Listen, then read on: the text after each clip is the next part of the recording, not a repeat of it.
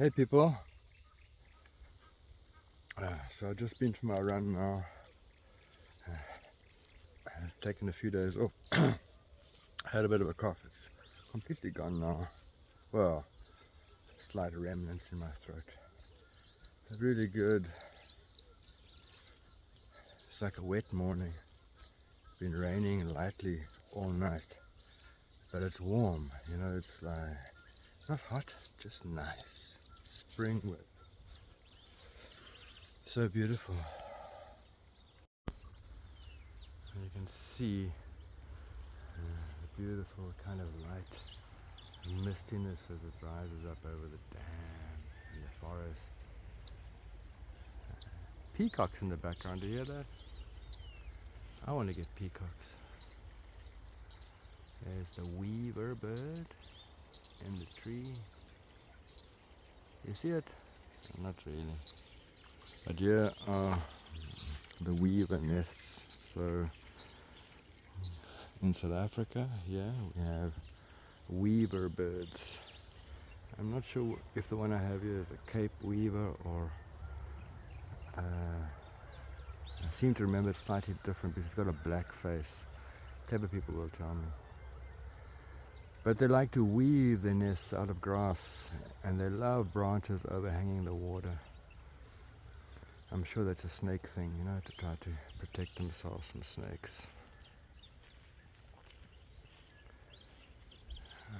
There's the calves. You see the calves on the other side of the dam?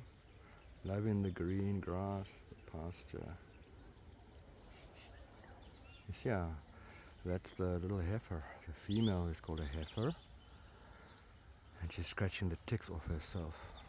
She's got Nguni blood. She's half Nguni and half Jersey.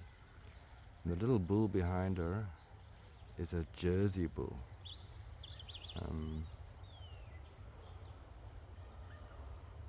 Beautiful.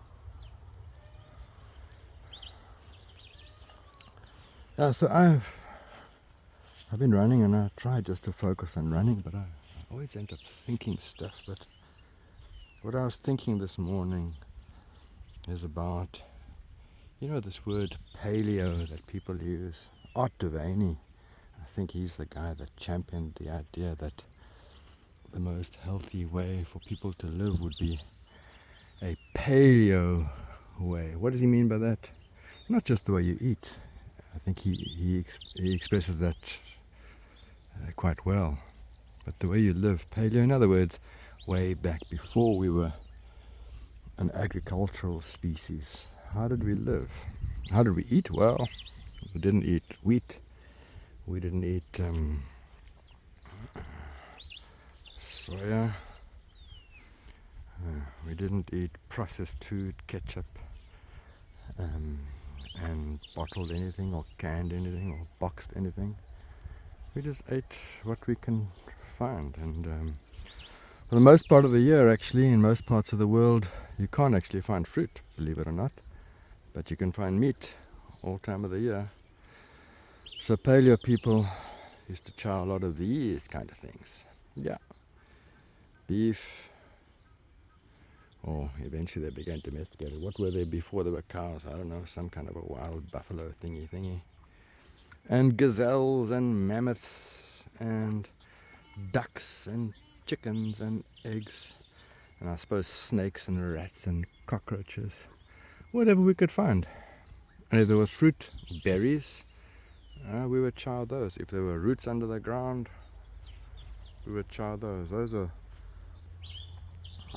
paleo ways of eating. But how do we live also? We lived, well, let me just think about how a man would live. A man would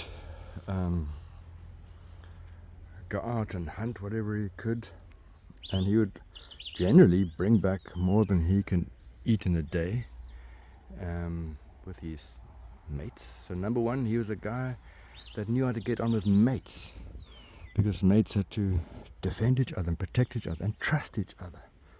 So having mates, male mates, it's a paleo thing, isn't it?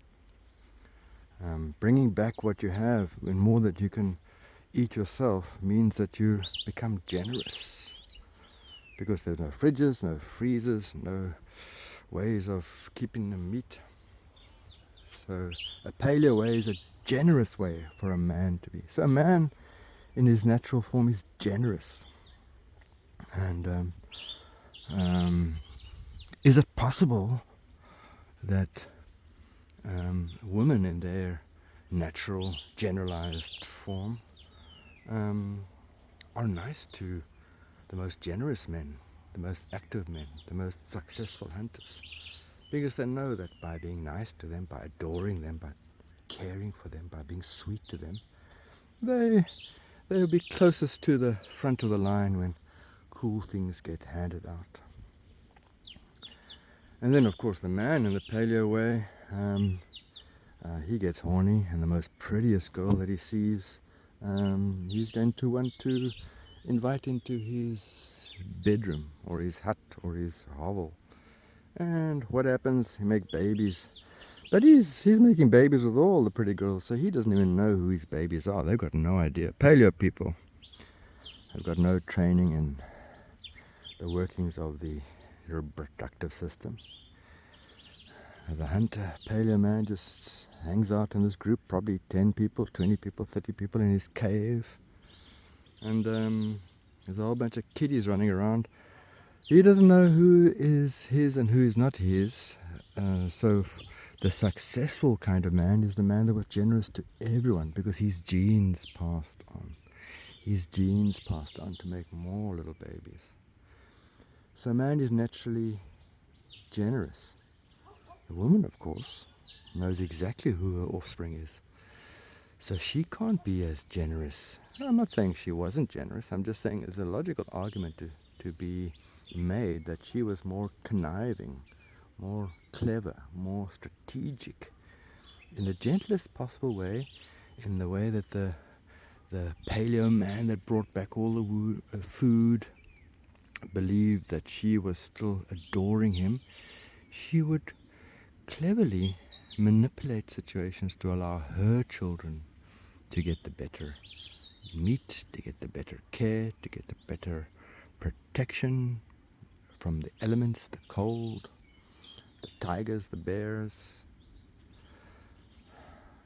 So is it unreasonable for somebody to argue that the paleo way, the natural way, is that men are generous and giving, women are conniving and manipulative? Is that possible? Is that an argument? If somebody makes that argument, should we cancel them? Or should we hear, oh, okay, maybe that's true? The other natural paleo way to think about is that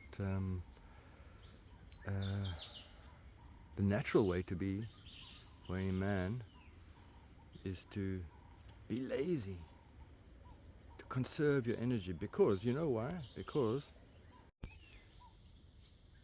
laziness gives you the ability to lie in your cave, in your hovel and whatever, and when the time comes for you to react to that bear or that fucking lion or run after the gazelle or whatever it is, you're rested. You're not panting from having done bench presses and sit-ups and pull-ups. You're ready, you're strong.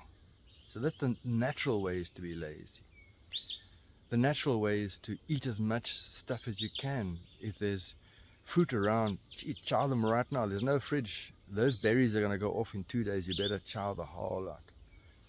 So our natural way, our natural paleo way, is to be gluttons. Our natural paleo way is to be lazy. So if we want to, my argument then to you is that if we want to try to make a life that gives us our optimal health, in other words, to live a life as close to the life that our bodies have been evolved to live, in other words, a paleo way, as Art Devaney would say, then we've got to try to force ourselves a bit out of that laziness. Pretend that there's a bear running after you for 15 minutes in the morning.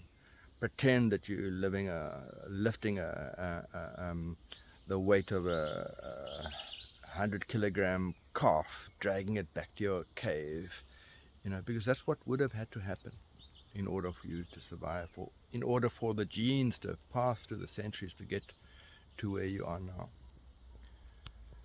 So think about your natural paleo programming. Think about the fact as a man that you're naturally programmed to chase after every beautiful woman. That doesn't mean you have to do it. No, don't ignore it and give it some space to manifest. Think about the fact that you're naturally programmed to be lazy. That doesn't mean you have to do it, but at least acknowledge it and give yourself some chance to be lazy sometimes. Think of the fact that you're naturally programmed to be a glutton, to eat everything that you can find in front of you. Don't react on it, but do it sometimes, like just to let it out. Maybe your Saturday is a cheat day and you chow whatever you want. I don't know. That's just what I was thinking about when I was running this morning. Maybe you have some thoughts like that too sometimes, and you say, shit, these aren't popular thoughts. But we don't get the chance to judge. All of you guys watching this can maybe get the chance to judge. Go ahead, judge me. Yeah. Okay, ciao guys, I'm gonna go lift some heavy things. Talk later.